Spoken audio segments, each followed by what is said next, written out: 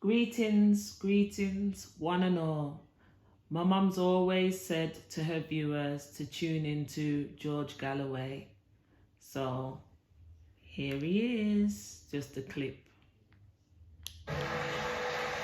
Mr. President, Right Honourable and Honourables, gentlemen, gallant officers of the military, there's an awful lot of fighters in here. Have you noticed? They're all ready to fight. I would have opposed this motion in 1933 for the reasons adumbrated by my colleagues in their opening speeches. In fact, I would have been the first in the queue at the recruiting office had I been alive to fight fascism. Indeed, I would have been agitating to fight fascism in Spain 3 years before the Second World War. In 1936, both of my grandfathers fought fascism under Montgomery, all the way from El Alamein to Monte Cassino. I'm a former boy soldier, Lance Bombardier, Royal Artillery, Battery 2, Army Cadet Force. I'm a former cadet in the Royal Marines, at Poole in Dorset. I'm not a pacifist. In fact, I'll go 5 rounds with Tobias Ellwood after the debate if he's up for it. And I'm twice his age.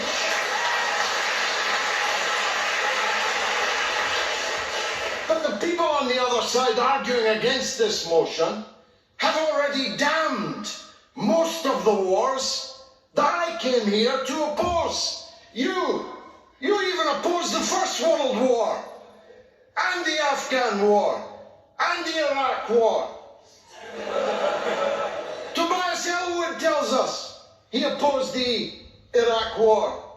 I missed that when I was leading the fight against it, but I'm delighted that nowadays you cannot find anyone who will support these wars that our politicians gave us in this 21st century. You are quite wrong, yes. Successful military interventions such as the Kosovo Syria do not agree that it is possible to have successful military intervention. No, I don't agree with the intervention in either of those cases. A better case could have been made for the Falklands. An intervention I did support. Put that in your pipe and smoke it. Because that was a direct attack on British people, British citizens. And I supported it, but the examples you give are not good ones. I'm sorry I gave way to you. I'm not going to dwell on the king.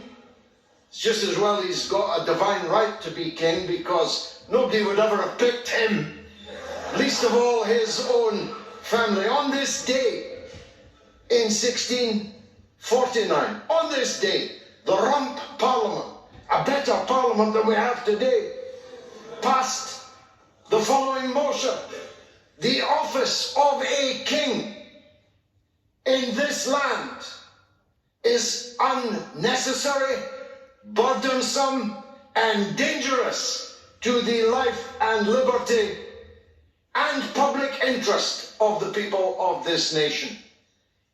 I wish the Parliament would pass that motion today. I'm not going to dwell on the king, for it would be an absurdity, as has been acknowledged here, that because King Charles tells you you've got to go and fight and die in a war, you're going to do it. Utterly absurd. So let's turn to country. Who is the country? What is the country? Who are you going to fight for? Rishi Sunak? You upbraided the lack of height of my colleague. Have you seen Rishi Sunak? In fact, if you put Zelensky on Sunak's shoulders, you still wouldn't even get a Napoleon.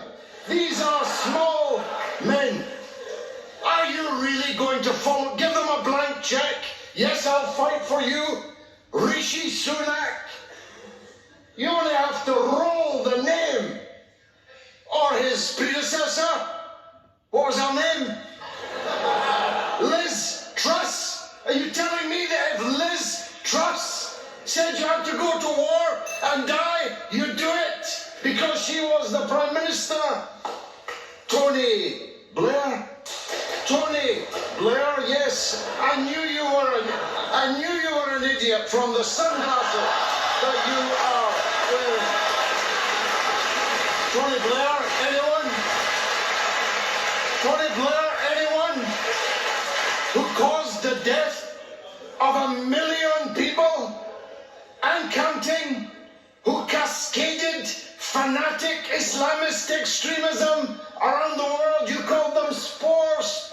The murder cult of ISIS, Al-Qaeda, the head-chopping throat cutters, the 1 million dead Iraqis, and you want to do it all again by signing a blank check to Tobias Elwood? He told you, did you notice the word that the caveat that he slipped in for you? There's no conscription yet, he said. Did you notice it? He was on television less than 2 weeks ago calling for martial law to be introduced in this country, in which case I saw your lips move on Sky News. I saw your lips move on Sky News. And if we had martial law, we wouldn't be having this debate. And it might not be long before you can take off your fur hat and put on a tin one and go off to fight and die on the question of whether Kupiansk is on one side of a line when it's been in 4 different countries in the last 100 years. You ready to die for that? Because I'm not. And I'm not ready, for sure, to give a blank check to politicians to command my loyalty. My loyalty is to God, to my religion. I believe in St. Thomas Aquinas' concept of the just war. I'll fight in a just war. If somebody attacks us, I'll fight them. Getting on in years as I am. I'll tell my son to go and fight them. All of my sons, all of my daughters, for a just cause. But you're not fighting for a just cause if you sign up to the concept that you will fight for king and country, because that's an unqualified commitment that you are making. My colleague was mocked for pointing out that there are circumstances in which, what does that bell mean, by the way? Some people have spoken for 20 minutes. She pointed out there are circumstances in which we would fight. Now, I saved this last bit for little Ben Wallace, who I was told was coming here tonight. And frankly, he's the only reason I'm here and he didn't show up. You're going to fight with what? With what? You said I'd attack Tommy Atkins. I never have. I attack the donkeys that exploit the lives and limbs of the lions that they send into these wars. You will never hear me attack an individual British soldier. Far from it. I'm one of the volunteers of Jim Davidson's Care After Combat, looking after people that have been abandoned by the politicians that gaily sent them into war. Where is Tommy Atkins? He's on the streets with the homeless people. Where is Tommy Atkins?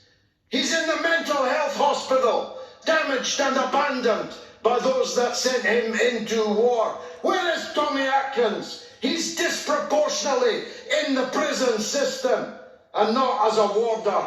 Where is Tommy Atkins? He's disproportionately hooked on drugs. He's in Piccadilly Gardens in Manchester. I've picked him up myself.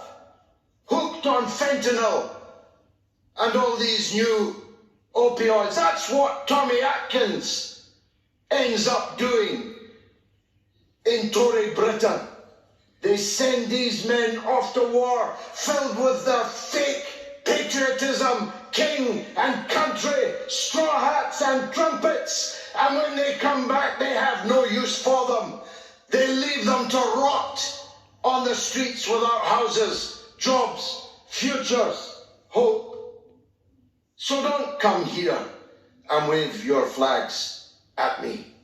Don't come here and sound the tinny brass trumpet of your patriotism. Yes, we will fight for the working people of this country. Yes, we will fight for the good things about our way of life. By the way, when did you fall out of love with using armed force to take territory? We control 25% of the entire world's surface and ruled 1/3 of the people of the world under our flag. All of it taken by armed conquest. All of those people held in subjugation by the British Empire, and now they want to parade as if they were Boy Scouts that oppose the acquisition of other people's territory by force. These hypocrites. Robert Burns, my national poet, put it this way in an ode on the occasion of a national thanksgiving. Ye hypocrites, are these your pranks, to murder men and gie God thanks? Halt, desist, go nae further. God will no accept your thanks for murder. I move.